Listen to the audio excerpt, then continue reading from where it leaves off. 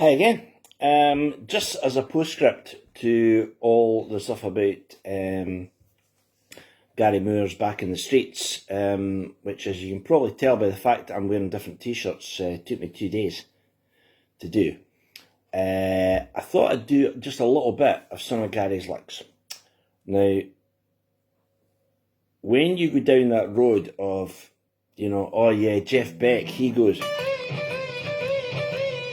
or whatever, all you're doing is giving a tiny little snapshot. So I'm not saying for a minute, this is how Gary played, this is what Gary did. This is a tiny, tiny little percentage.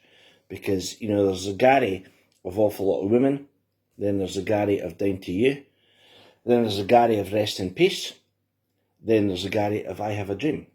So, it's pretty broad. But if you want to put a little bit of Gary Moore in your playing, I can show you a few licks.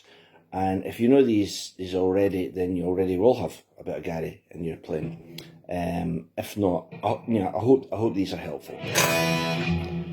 Right, the main one. All of us go on different versions of it, or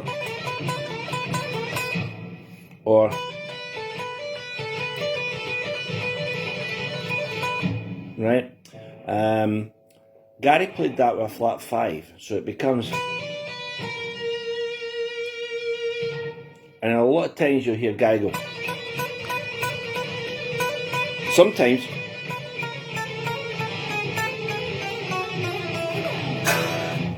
that descending line, which is the same thing, but it's, and you can take it down a bit.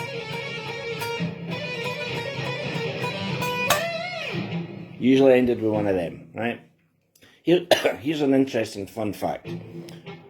I think jazz guys tend to play one finger per fret.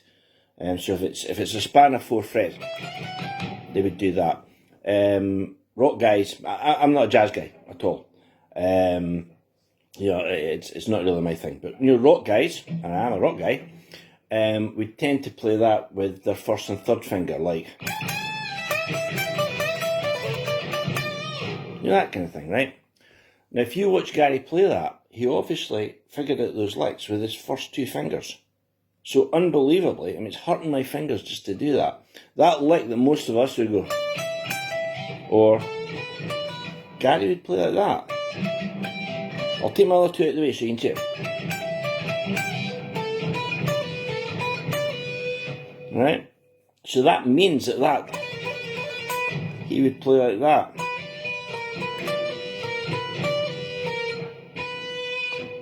Kind of mind blowing, but there's just an idiosyncratic fun fact.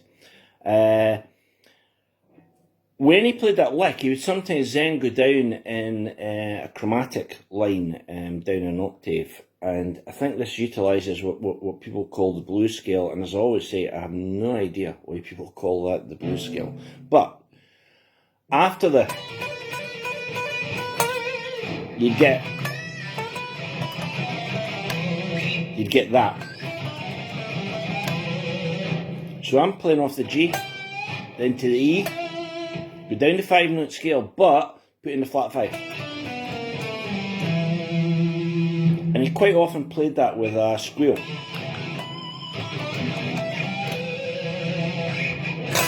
Like that. So there's a good 2 to blend together. Now, one that I always have loads of difficulty in doing is the pull-off lick that Gary did. That. Now, to do that, you'll probably be able to do it a lot better than I can, but you pull off at the 12th fret, E, then at 10th, then at the 8th, then at the 9th. See what I mean? Like that. And you get this pull-off note over the 4 strings, and it then puts you in a perfect position to go like that, which is like, pure Gary. And you'll find it in the middle of his Walking By Myself solo where he plays. Okay. So there's a couple. Now, one, I am notorious for putting up on Facebook, what do you call this? What do you call this lick? So here's lick.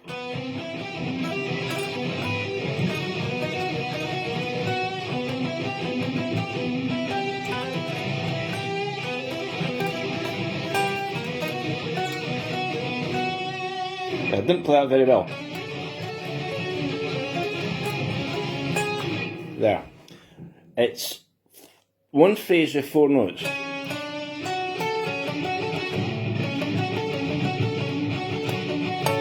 Go down 1 fret and pick every note. So you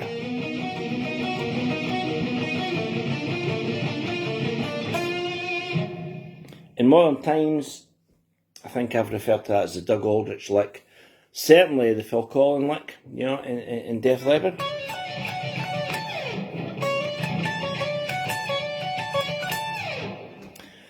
But, you know, for the most part, I see that as a Gary lick. And to give it a little bit more juice, I'm muting that.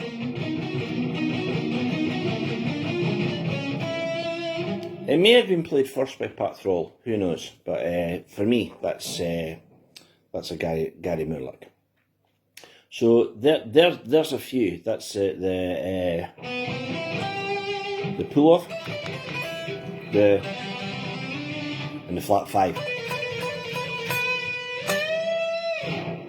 And you know, Gary played everything like it was, you know, his last night on earth. You know, he played everything on 10. He just had total commitment. If you try and play any of these licks, you know, like it's an exercise or some sort of cerebral thing, you know, it's not going to be like Gary. I'm not saying for a minute that is like Gary, but those are the phrases he played. But when he played them,